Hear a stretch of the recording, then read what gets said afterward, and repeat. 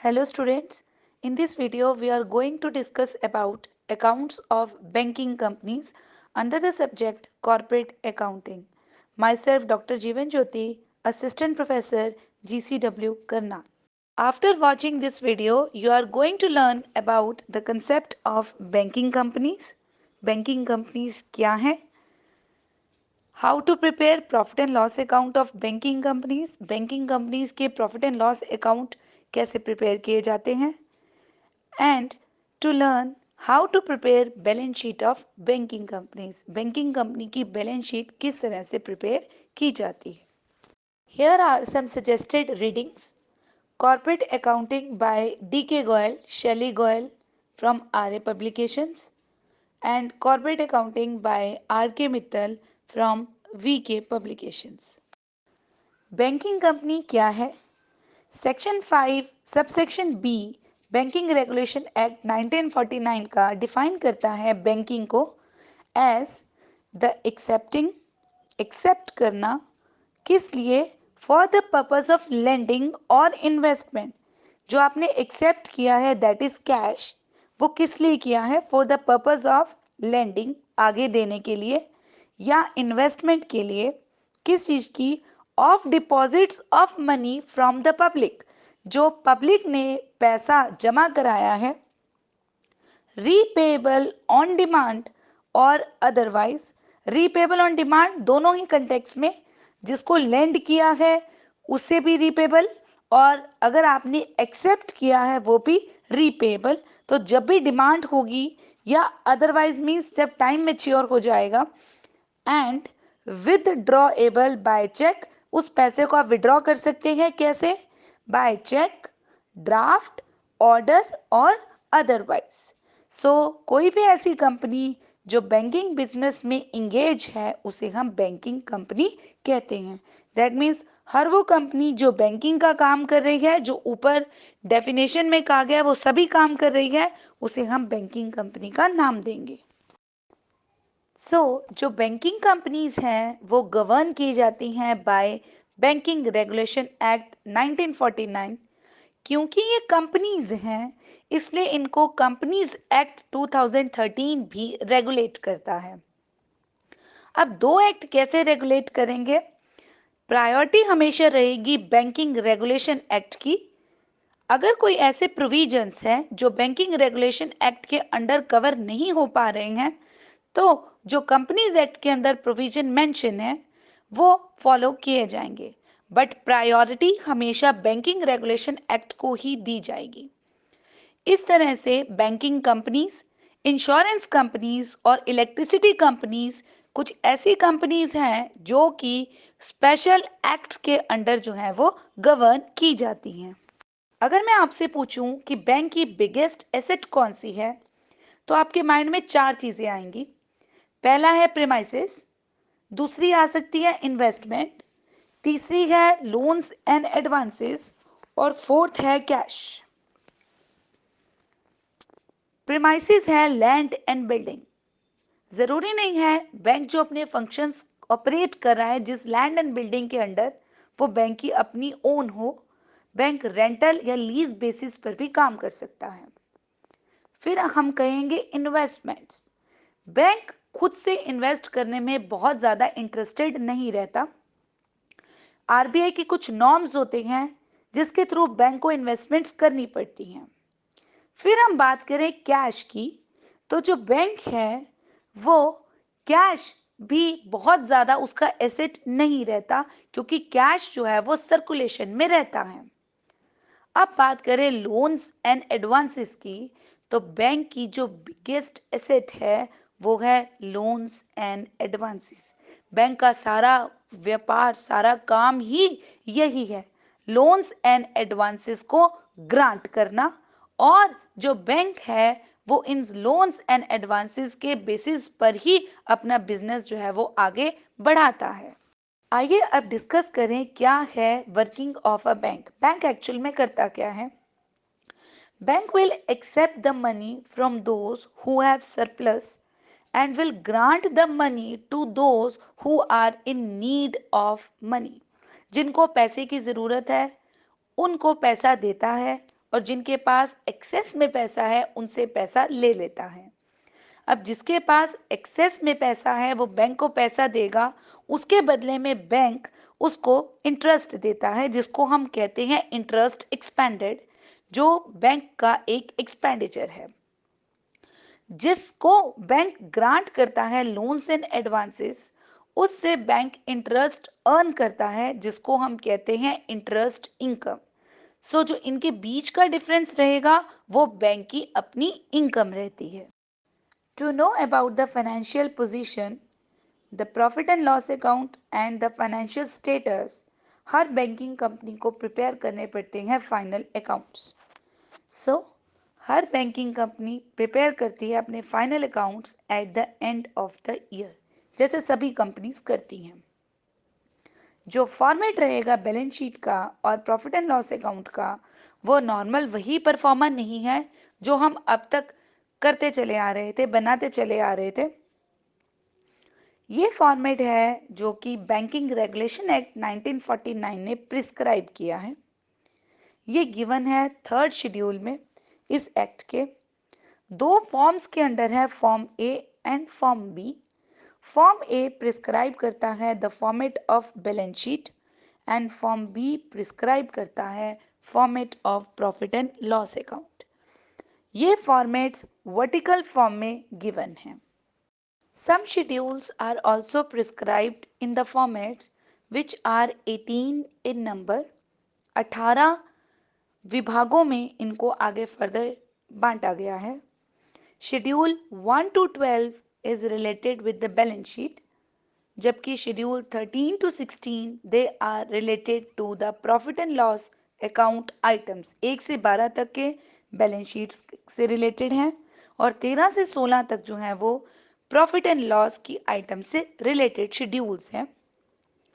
Schedule 17 and 18 consists of notes and accounting policies to be followed by banking companies।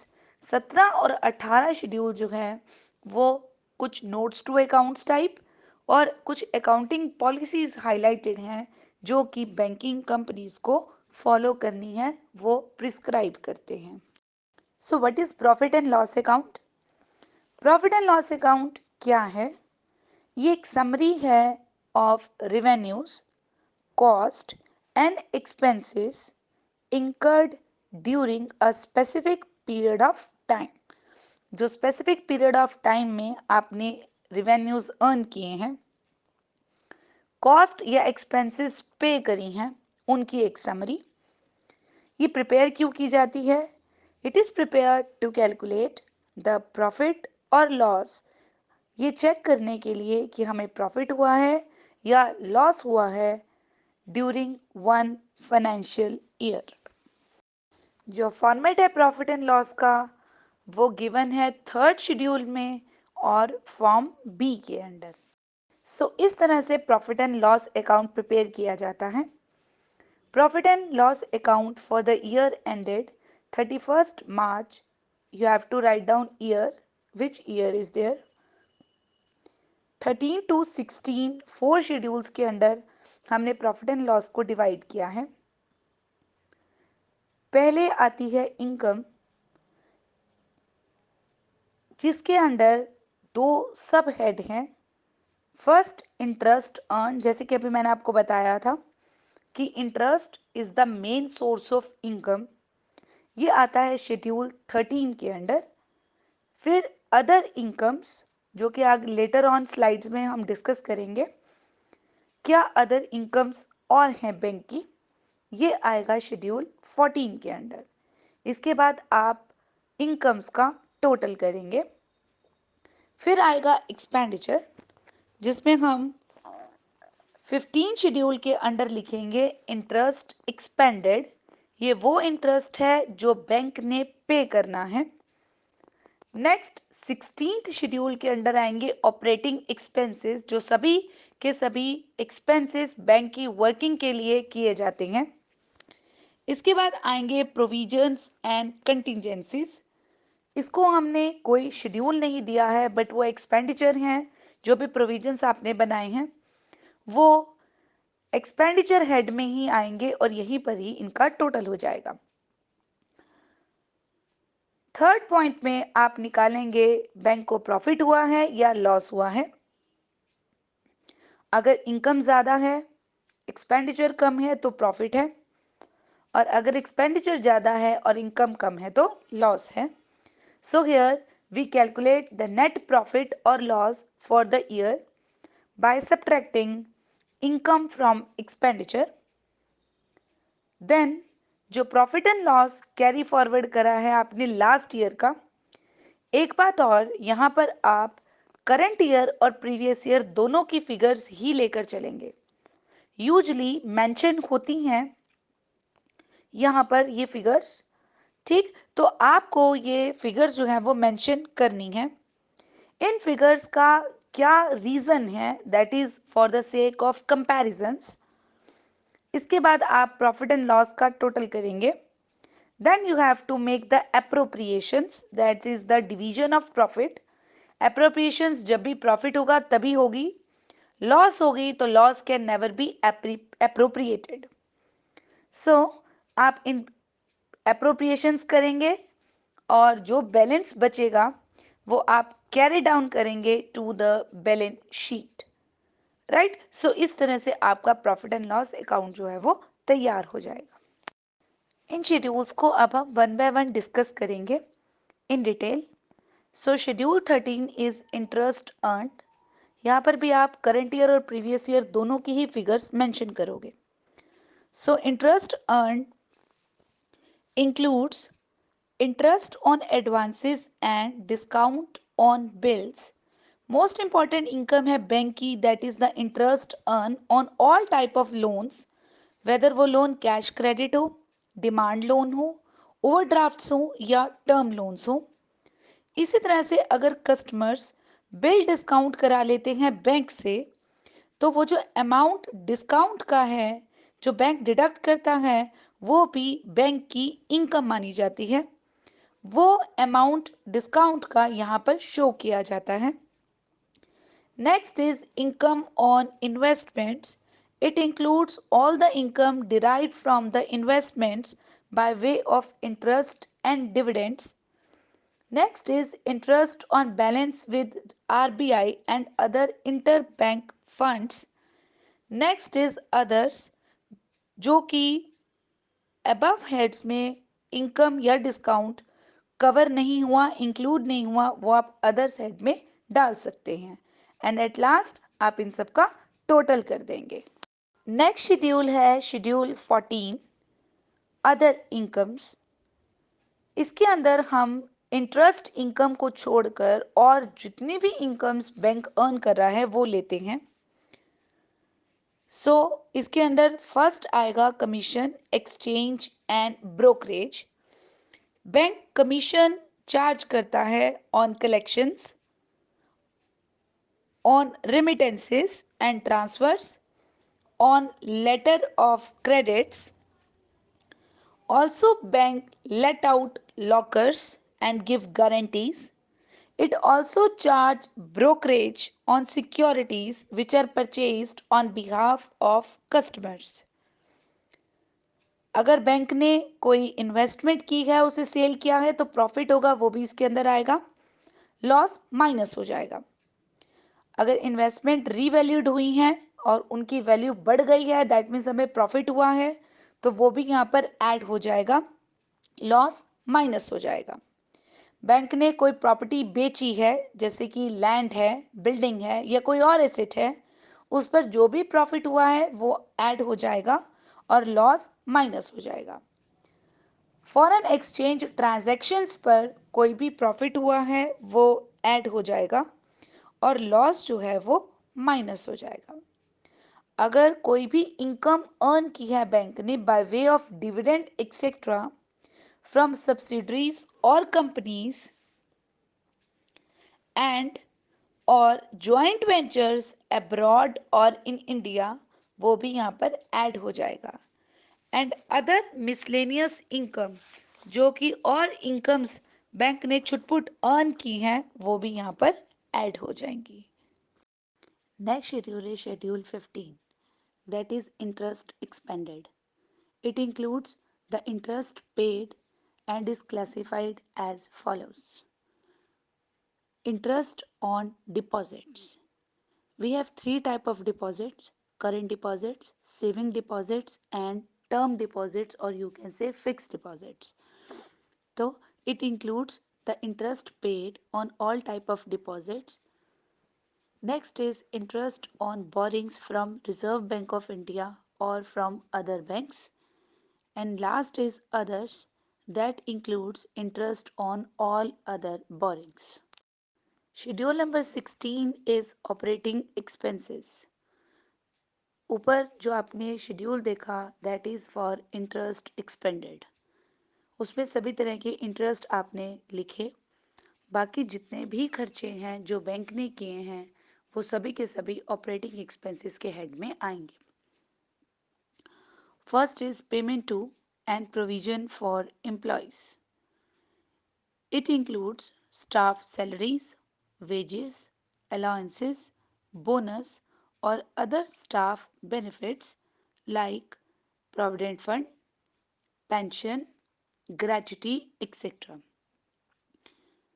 Next is rent, taxes and lighting, जो भी rent bank पे कर रहा है, printing and stationery के खर्चे, advertisements जो बैंक दे रहा है उसके खर्चे, depreciation on banks property, banks के पास अपनी भी कुछ प्रॉपर्टी है, उस पर जितना भी डेप्रिशिएशन लगता है वो यहाँ पर आएगा।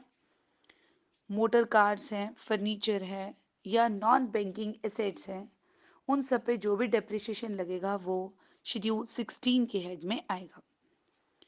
Next is directors fees, allowances and expenses. आपको पता है ऑडिट कराना मैंडेटरी होता है बैंक्स के लिए, तो ऑडिटर की fees, law charges, legal charges भी बैंक को पे करने पड़ते हैं, postage and telephone expenses, repairs and maintenance, insurance, and any other expense which is not included in any of the above heads, like license fees, donations, subscriptions to papers, periodicals, entertainment expenses, travel expenses, etc. Next are the provisions and contingencies. This head is just below schedule 16। इसको कोई हमने schedule नहीं दिया है, schedule 16 के below में ये लिखा जाएगा। It includes provision for bad debts and provision for taxation. Bad debts पर जो प्रोविजन बनेगा और जो टैक्स का प्रोविजन रहेगा वो इस हेड के अंदर हम लिखेंगे। Next comes the appropriation of profits. Now the profit जो भी आया है उसे हम किस तरह से डिवाइड करेंगे, अप्रोप्रिएट करेंगे। इन प्रॉफिट्स को हम स्टैट्यूटरी रिजर्व में ट्रांसफ़र करते हैं। सेक्शन 17 बैंकिंग कंपनी एक्ट का ये बताता है कि at least 25% of current years profit आपने ट्रांसफ़र करने हैं to a special reserve called statutory reserve. Statutory reserve जो कि मैंडेटरी रहता है। इसके लिए प्रॉफिट्स जो हम लेते हैं that are taken prior to declaration of dividend, dividend declare करने से पहले वाले प्रॉफिट्स होते हैं। Next appropriation is transfer to other reserves, जो भी आपकी रिक्वायरमेंट्स रहती हैं, किसी और रिजर्व में आपने कुछ पैसा सेव करके रखना है वो आप ट्रांसफ़र कर सकते हैं।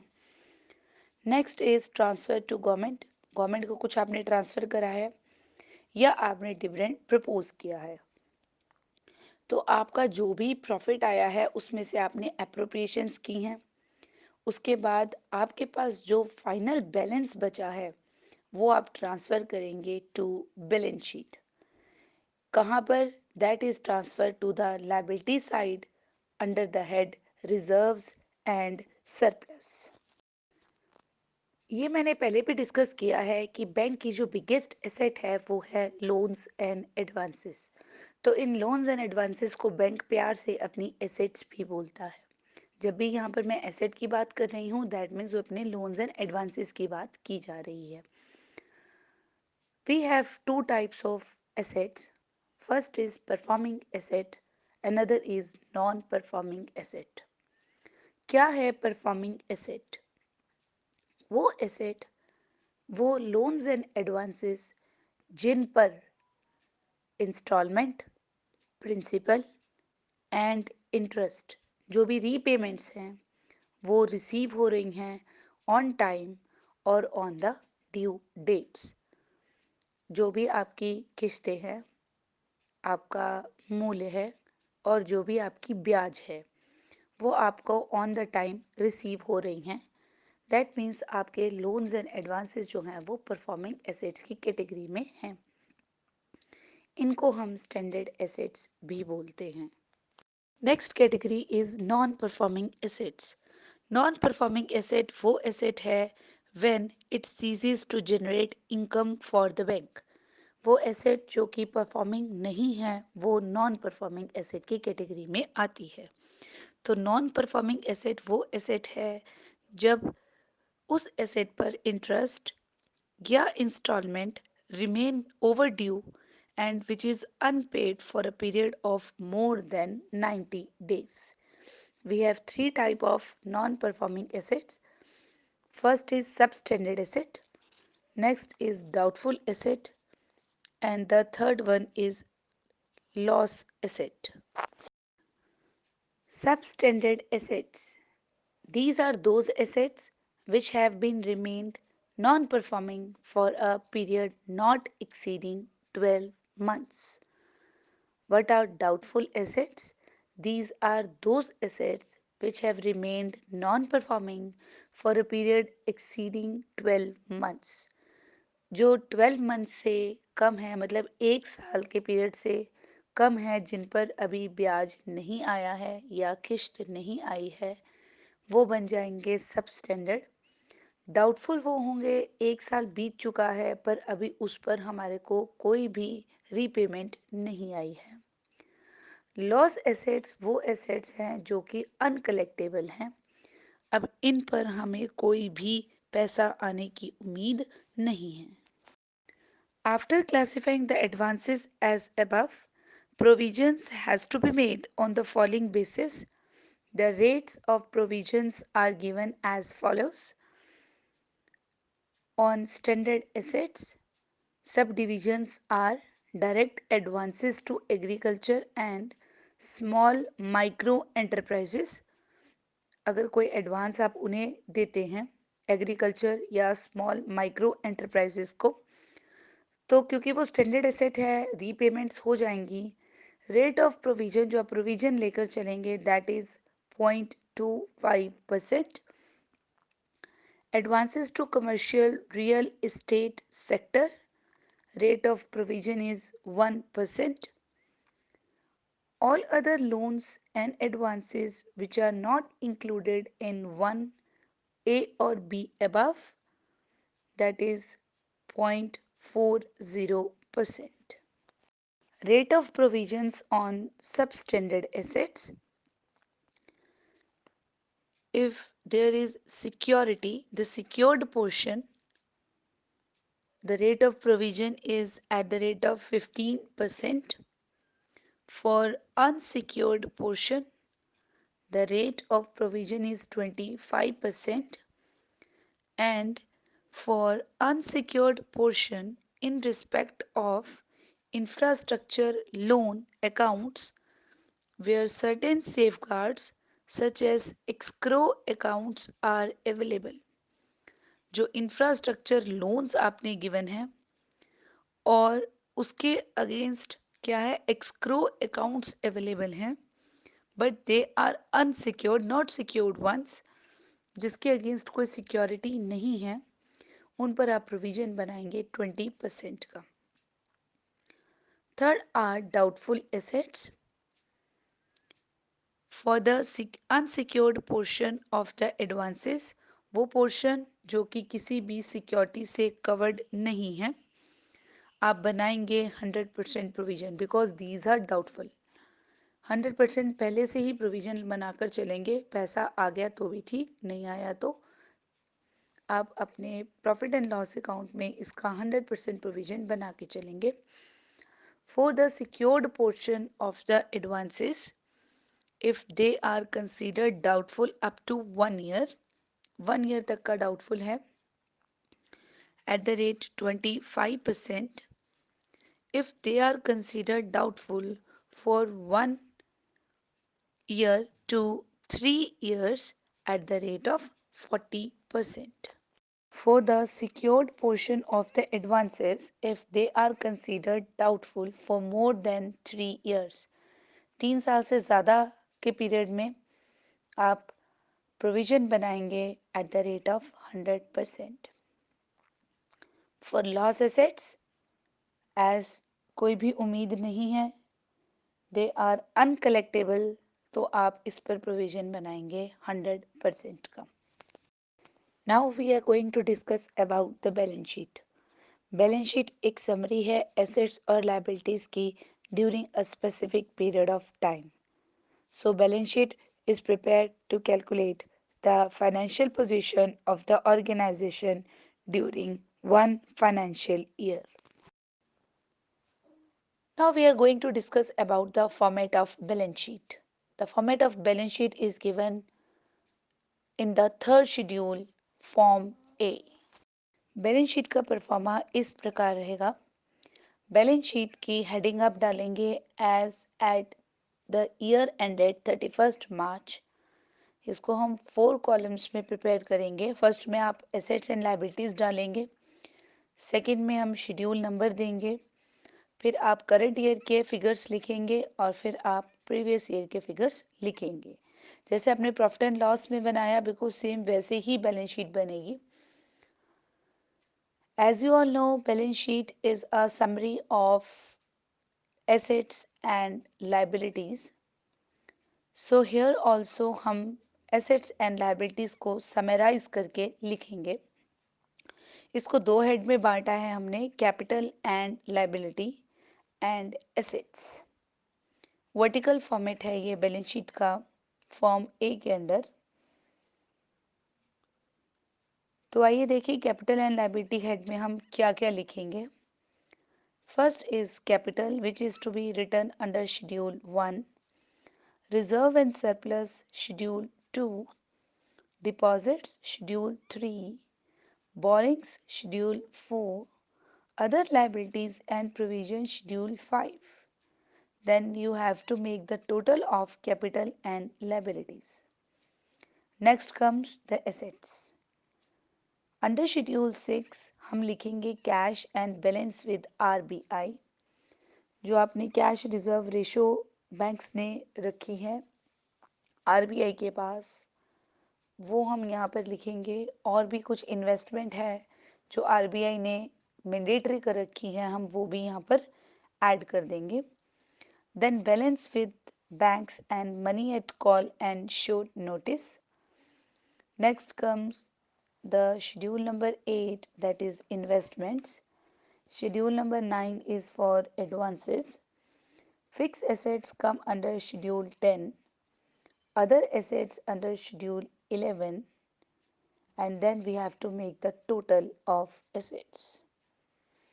Then comes contingent liabilities, जिसका आप टोटल नहीं करेंगे एसेट्स के अंदर या लाइबिलिटीज़ के अंदर, अब हम उसे सेपरेट लिखेंगे जो कि शेड्यूल 12 के अंदर आएगी।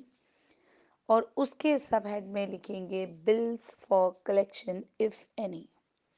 सो आपका कैपिटल एंड लाइबिलिटीज का टोटल और एसेट्स का टोटल, मतलब शेड्यूल 1 to 5 एंड 6 to 11, इनका टोटल जो है वो टैली करेगा, मैच करेगा, आपकी बैलेंस शीट जो है वो टैली करेगी। आइए अब डिस्कस करें schedule 1 capital.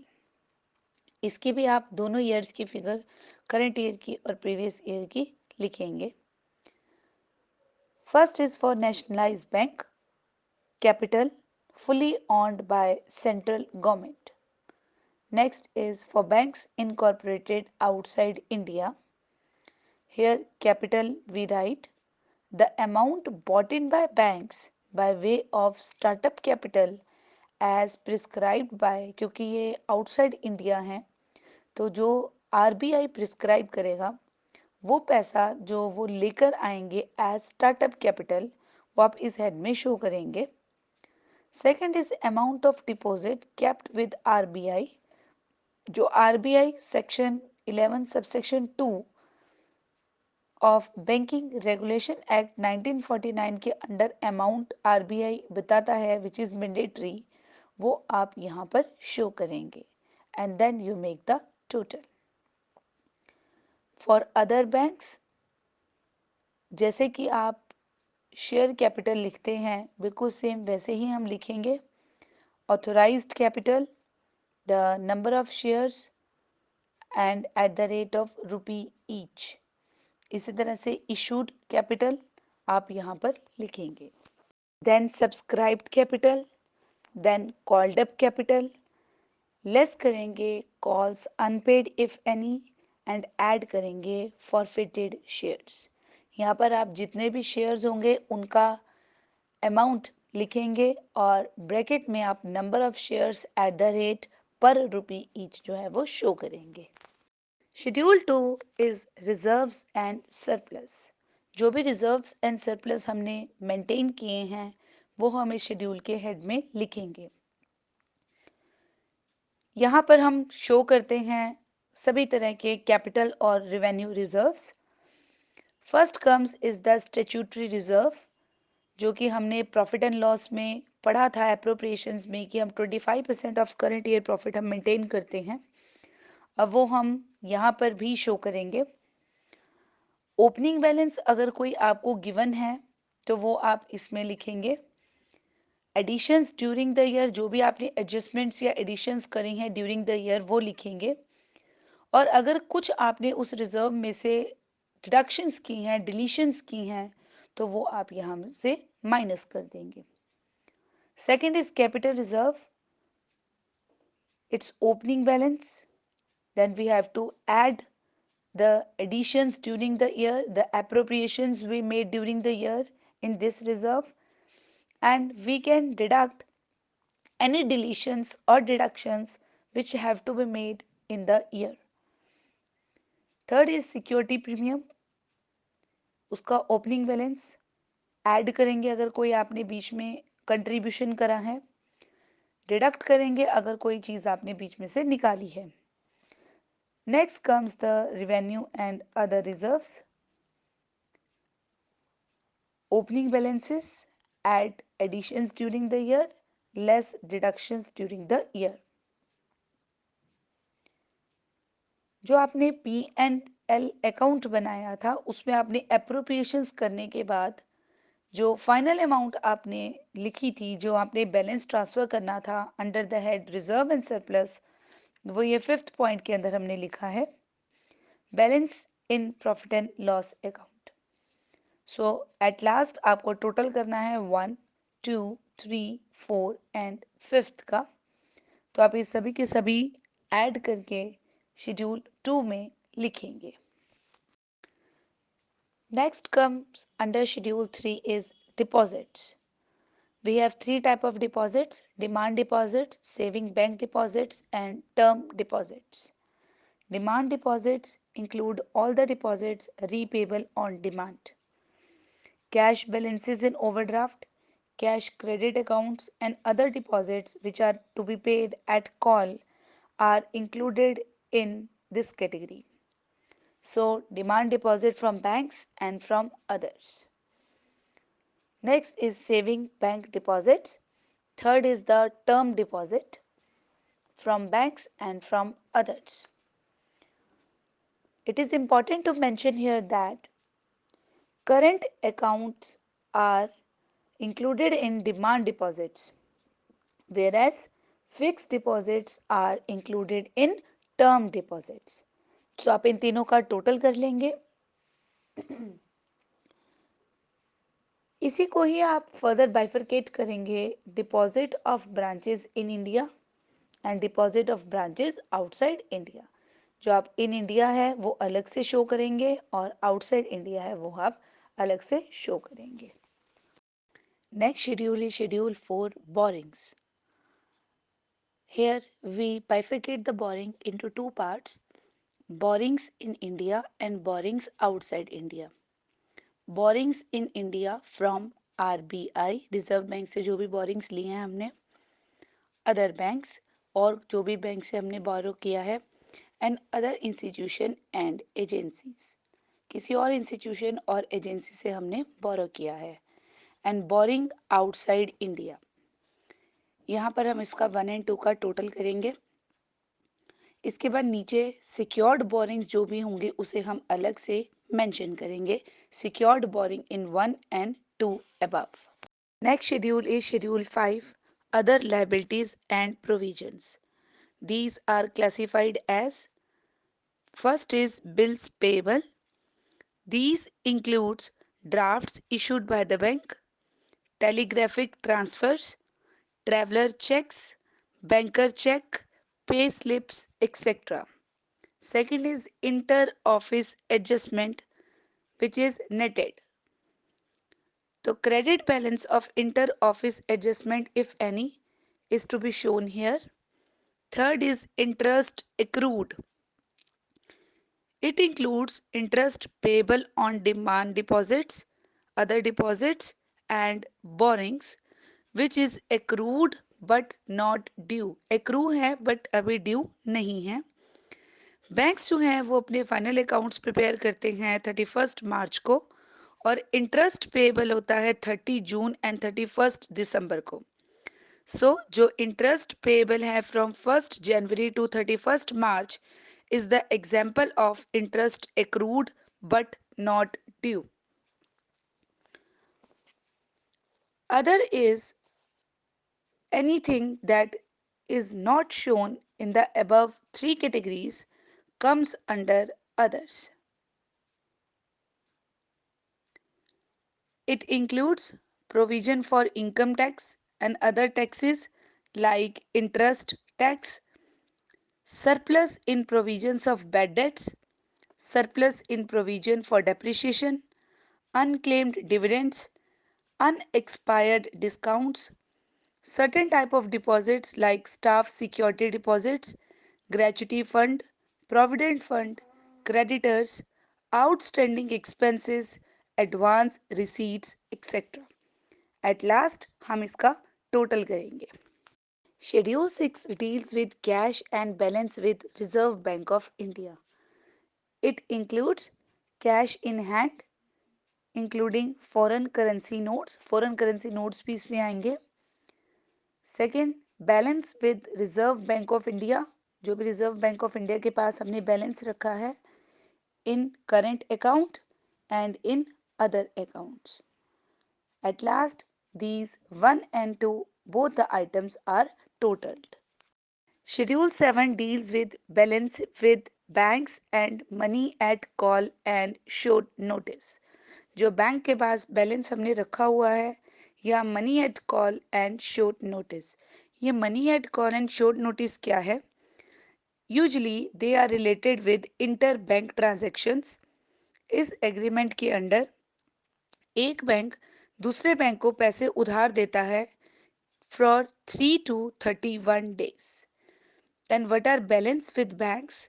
It includes balance with all banks including State Bank of India but excluding the balance with RBI. आपने जो पिछला शेड्यूल करा था उसमें हमने RBI के पास जो है वो डिपॉजिट्स रखे थे. यहाँ पर आपने दूसरे बैंक्स के पास जो है वो पैसे रखने हैं, that is the balance with other banks. So यहाँ पर हमने इसको दो कैटेगरीज में डाला है, in India and outside India. So in India, balance with banks in current account or in other deposit accounts, and money at call and short notice with banks and with other institutions. Then हम इसका total करेंगे. Outside India जो आपका balance with bank है in current account, in deposit accounts and money at call and short notice. Right, तो इसके बाद हम इन आउटसाइड इंडिया के भी तीनों आइटम्स का टोटल करेंगे. Then we have to make the grand total of balances with banks and money at call and short notice within India and outside India. तो आप ग्रैंड टोटल का करेंगे 1 and 2 that is mentioned above. Schedule 8 is investments. यहाँ पर हमने investment दो parts में फिर से डिवाइड की है, investment in India and investment outside India. आप इन्वेस्टमेंट कहीं भी कर सकते हो, इंडिया या अब्रॉड. अब इन्वेस्टमेंट कहाँ कहाँ पर करनी है in India? Investment in government securities, in other approved securities, shares, debenture and bonds, subsidiaries और other joint ventures and others which is to be specified. Then you have to make the total of investment in India. Next comes investment outside India. यहाँ पर कहाँ कर सकते हो आप? Investment in government securities including local authorities, subsidiaries and or joint ventures abroad and others जो आपने specific की है वो आपको यहाँ पर mention करनी पड़ेगी. Then you have to make the total of investment outside India. In grand total, we have to write investment in India as well as investment outside India. आपने कितनी investment की है within India and within outside India. कुछ point note down करने हैं यहाँ पर. Investment in central and state government securities should be shown at book value. जो state government और central government की securities हैं उनको आपने book value पर ही लिखना है. जो अदर इन्वेस्टमेंट की वैल्यूज हैं वो आप लिख सकते हो लोअर ऑफ कॉस्ट और मार्केट वैल्यू, मतलब कॉस्ट और market value whichever is less. Gold जो है उसको आप इंक्लूड करेंगे other investments, whereas silver के बारे में अभी ये फॉर्मेट साइलेंट है. तो आप जो सिल्वर अगर आता है तो उसको अदर एसेट्स के हेड में हम लिख सकते हैं, क्योंकि गोल्ड में हम इन्वेस्ट करते हैं, सिल्वर में यूजुअली इन्वेस्टमेंट नहीं मानी जाती. सिल्वर आपको एक एसेट के रूप में ही यूज करते हैं, एक एसेट के रूप में ही हम लोग जो है वो यहाँ पर शो करते हैं. Next schedule is schedule 9 advances. Advances को हमने 3 सेक्शंस में क्लासिफाई किया है, section A, B and C. Section A में सभी advances in India as well as outside India को इंक्लूड किया है और उसको 3 सब हेड्स में डिवाइड किया है. First is bills purchased and discounted. Bills purchased and discounted is a form of advance by which the bank advances money to the holder of the bill before its maturity date after deducting discount. Bills हम discount कराते हैं bank से. Bank इस bill को hold करके रखेगा till maturity date और payment लेगा from the drawee on the due date. Next is cash credits, overdrafts and loans payable on demand. Now what is cash credit? Cash credit एक इस तरह की अरेंजमेंट है बैंक की जिसमें बैंक मनी देता है उधार पर up to a certain limit, usually on pledge of stock. Stock गिरवी रखते हैं हम, हाइपोथिकेट करते हैं, उस पर आपको लोन मिल जाता है, that is known as cash credit. जो rate of interest cash credit पर चार्ज किया जाता है that is little higher than charge on term loans. Next is overdraft. Overdraft एक टेम्परेरी अरेंजमेंट है जिसके द्वारा कस्टमर जिसका करंट अकाउंट है उसको बैंक अलाउ करता है to overdrew the money up to a certain limit. इस पर भी इंटरेस्ट चार्ज किया जाता है, वो भी टर्म लोन से लिटिल हायर रहता है. Next is loan payable on demand. ये शॉर्ट टर्म लोन्स हैं जो कि बैंक ऑन डिमांड रिकवर कर सकता है. थर्ड कैटेगरी हमने डाली है टर्म लोन्स की. टर्म लोन्स वो लोन है जो कि एक फिक्स अमाउंट और एक फिक्स टर्म के लिए सैंक्शन की जाती है. यूजुअली जो इंटरेस्ट होता है इसका वो कैश क्रेडिट्स से काफ़ी कम होता है. जो एडवांसेस हमने इन 3 कैटेगरीज में डाली हैं वो हमने मेंशन करनी है after deducting the provisions for doubtful debts. जो टोटल होगा फिगर ए का वो हमने यहाँ पर बैलेंस शीट पर शो करेंगे। सेकंड कैटेगरी हमने बी सेक्शन में डाली है, secured by tangible assets covered by government और bank guarantees and unsecured advances. जो इनका टोटल होगा वो टैली करेगा बी से। तो हमने इसको चेक करना है कि कौन कौन से सिक्योर्ड हैं, कौन कौन से अनसिक्योर्ड हैं और कौन कौन से गारंटीज के अंडर कवर होते हैं एडवांसेस।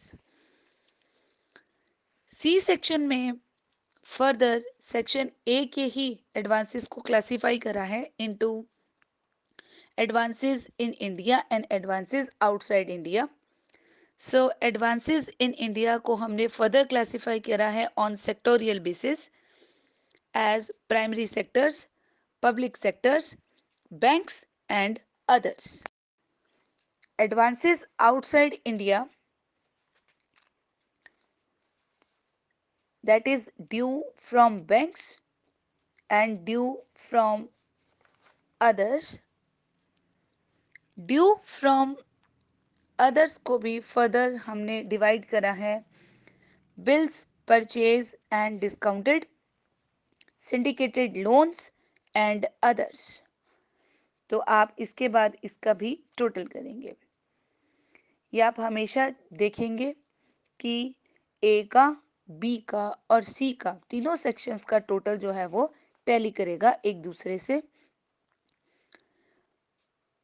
आपने अगर पेपर में ये क्वेश्चन आता है तो आपने ये फुल डिटेल तभी देनी है जब क्वेश्चन में आपको ये सब इंफॉर्मेशंस मेंशन होंगी, या आपके पास एडवांसेस का ही एक शॉर्ट नोट आ जाता है, एल्स आप फर्स्ट सेक्शन ही बनाकर इसको छोड़ सकते हैं। Schedule 10 deals with fix assets of the banks. Bank की फिक्स एसेट में सबसे टॉप पर है प्रीमिसेस, लैंड एंड बिल्डिंग जिसमें बैंक ऑपरेट करता है। सो किस तरह से इनको हम शो करेंगे? प्रीमिसेस आपने लिखना है at cost on 31 March of the preceding year. अगर कुछ एडिशंस करें हैं ड्यूरिंग द ईयर वो हम ऐड करेंगे। कुछ प्रीमिसेस आपने सेल कर दी है तो आप उसे यहाँ पर डिडक्शंस के हेड में से माइनस करेंगे, और अगर कोई डेप्रिसिएशन लगा है तो वो भी हम यहाँ पर माइनस करेंगे। तो आपके प्रीमिसेस का एग्जैक्ट अमाउंट 31 मार्च तक क्या कॉस्ट थी, कितनी एडिशंस हुई, कितनी डिलीशंस हुई और उस पर कितना डेप्रिसिएशन लगा, उसके फाइनल अमाउंट आप यहाँ पर लिखेंगे।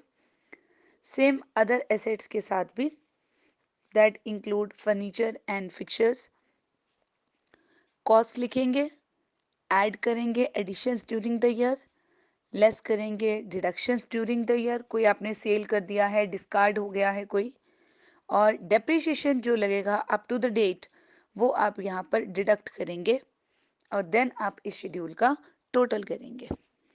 Schedule 11 deals with other assets.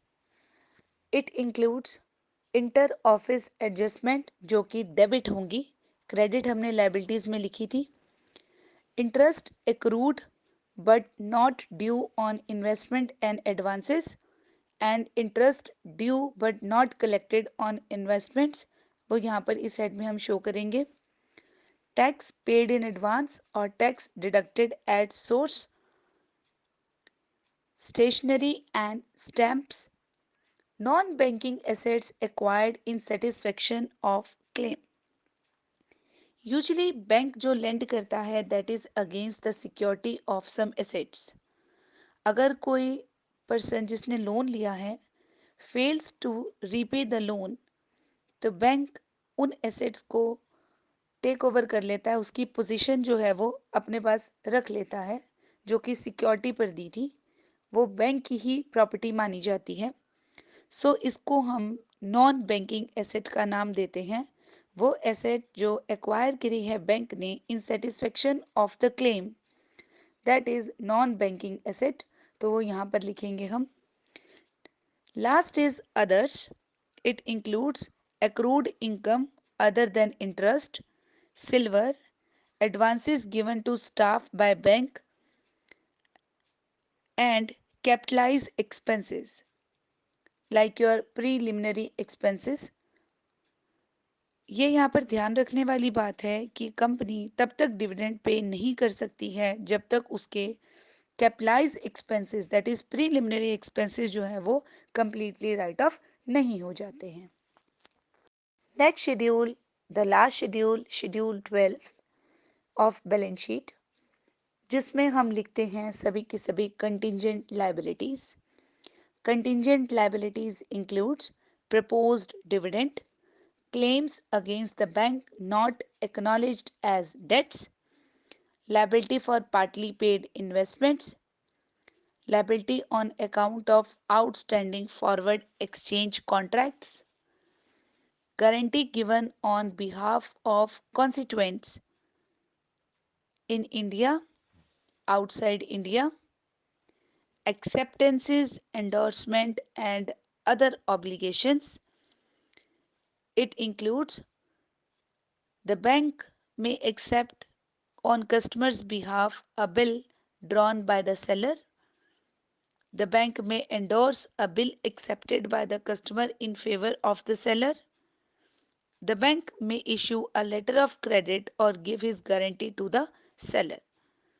इन सभी केसेस में जो प्राइमरी लायबिलिटी है वो कस्टमर की है और बैंक की लायबिलिटी कंटिंजेंट रहती है on the failure of customer to honour his obligations. Last is other items for which bank is contingently liable. It includes the area of cumulative preference dividends, contingent liability on bills rediscounted, estimation amount of contracts remaining to be executed on capital accounts, etc. Normal course of business में seller ready नहीं होता to hand over the documents authorising the delivery of goods to the buyer until उसे सारी की सारी payment नहीं मिल जाती। इस कंडीशन में सेलर करता क्या है, सेलर डिस्पैच करता है goods to the city of buyer और डॉक्यूमेंट सेंड कर देता है to the banks along with the bill. ये बिल्स कहलाते हैं बिल्स फॉर कलेक्शन। बैंक इन बिल्स को प्रेजेंट करता है टू द कस्टमर और उनसे अमाउंट कलेक्ट कर लेता है। बैंक अपनी कमीशन कट कर कर और ये सारा का सारा अमाउंट जो है वो रिमिट कर देता है to the seller. So bank जो है वो सेपरेट रजिस्टर लगाता है for recording the details of the bills received for the purpose of collection. That's why ये बिल्स जो हैं हम अलग से ही शो करते हैं। Bills which are left uncollected on the date of balance sheet, they are shown separately below schedule 12. So they are not recorded under contingent liability, but they have to be shown separately. Some related theory questions are: write short notes on, इन पर किसी पर भी एक short note आ सकता है। Contingent liabilities, advances, non-performing assets, statutory reserves, unexpired discounts. Next question जो काफी कॉमनली आ जाता है, give specimen of banks balance sheet according to banking regulation act 1949 with imaginary figures. ऐसे क्वेश्चंस में मैं आपको एक एडवाइस देना चाहूंगी, आप हमेशा बैंक का जब भी स्पेसिमेन ड्रॉ करें, चाहे प्रॉफिट एंड लॉस का करें चाहे बैलेंस शीट का करें, आप सबसे पहले टोटल्स लिख लें। अगर आप बैलेंस शीट का कर रहे हैं तो एसेट्स एंड लायबिलिटीज का टोटल लिख लें। इसके बाद आप उन टोटल्स को बाइफरकेट कर दें। आपने पूरे शेड्यूल्स लिख लिए बैलेंस शीट के 1 से लेके 12 तक।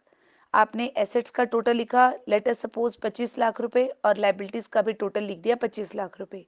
अब इस 25 लाख को आप वेरियस शेड्यूल में डिस्ट्रीब्यूट कर दें।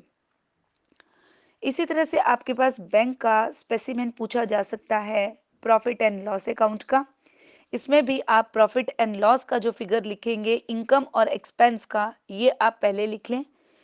अगर आपको प्रॉफिट दिखाना है तो आप आगे अप्रोप्रिएशन शो कर दें। यूजुअली आप प्रॉफिट ही दिखाएं, लॉस मत दिखाएं। दैट मीन्स इनकम ज़्यादा दिखाएं, एक्सपेंस कम दिखाएं। ये भी आप फिगर्स जो हैं वो आप हमेशा ज़ीरोज़ में लें, जैसे 25 लाख, 27 लाख, 30 लाख, 50 लाख। इस तरह से मत लें 25,23,523। यहाँ पर ये दिक्कत आ जाती है। ठीक, आप अपने टाइम को थोड़ा सा सेव करें। आपके पास एक क्वेश्चन और पूछा जा सकता है, explain all the schedules given in profit and loss account of banking company. इस तरह के कुछ क्वेश्चंस हैं, रिलेटेड थ्योरी क्वेश्चंस जो है वो आपके पास आ सकते हैं। प्रैक्टिकल क्वेश्चन भी आप एक्सपेक्ट कर सकते हैं इस चैप्टर में से। तो आप जब भी प्रैक्टिकल आए तो भी आप प्रॉपर शेड्यूल्स के साथ इसको करें, और जब भी थ्योरी क्वेश्चन आए तब भी आप प्रॉपर शेड्यूल्स के साथ इस क्वेश्चन को कंप्लीट करें। ये कुछ MCQs हैं, मल्टीपल चॉइस क्वेश्चंस हैं। ये एक टेस्ट की तरह हैं। आप इस वीडियो को सुनने के बाद इन क्वेश्चंस को बड़ी इजीली सॉल्व कर सकते हैं। फर्स्ट क्वेश्चन मैंने दिया है, the accounts of banking companies are prepared under. First option is banking regulation act 1949, banking companies act 1949। Third option is banking act 2013 and banking companies act 2013। तो इसका राइट आंसर आपने check करना है, टिक mark करना है। Second is the format of final accounts, financial statements of banking companies are in. First option is horizontal format, किस format में है? B is vertical format, C is both and D is none. Third question है, form A of third schedule prescribe the format of, किसका format prescribe करता है form A? First option is profit and loss account, second is income statement, third option is balance sheet, and fourth option is all the above. Fourth question is, form B of third schedule prescribe the format of, form B third schedule का किसका format prescribe करता है?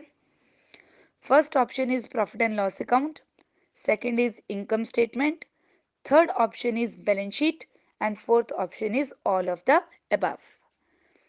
Fifth question is, total number of schedules कितने हैं financial statements में? First option 15, second option is 16, third option is 18 and fourth option is 17. Sixth question है, propose dividend आप किस सेक्शन में लिखते हैं, किस शेड्यूल में लिखते हैं आप? 13 शेड्यूल, 12 शेड्यूल, 5th शेड्यूल या 9th शेड्यूल में? सेवेंथ क्वेश्चन है, claims not acknowledge as debts क्या है? Claims not acknowledge as debts are income, expenses, assets or contingent liabilities. One question is, banking company must transfer at least dash percent of its current year's profit to statutory reserve. Banking company को at least कितना percent अपना current year profit का statutory reserve में transfer करना पड़ सकता है? 30%, 25%, 15% या 0%? एट्थ क्वेश्चन है, बिल्स फॉर कलेक्शन कहाँ शो किया जाता है? शेड्यूल 12 में, शेड्यूल 13 में, शुड बी शोन सेपरेटली अलग से या सेपरेटली बिलो शेड्यूल 12? सेपरेटली अलग से शो किया जाएगा below schedule 12। Ninth question is, the rate of provision on secured portion of advances if they are considered doubtful up to 1 year. कितना provision लगाओगे आप सिक्योर्ड पोर्शन ऑफ एडवांसेस पर अगर उन्हें doubtful up to 1 year consider किया जा रहा है? 100%, 25%, 40% या 20%? आई होप ये वीडियो सुनने के बाद बैंकिंग रेगुलेशन एक्ट के सभी शेड्यूल्स आपको क्लियर हो गए होंगे। That's all about this video. Thank you so much.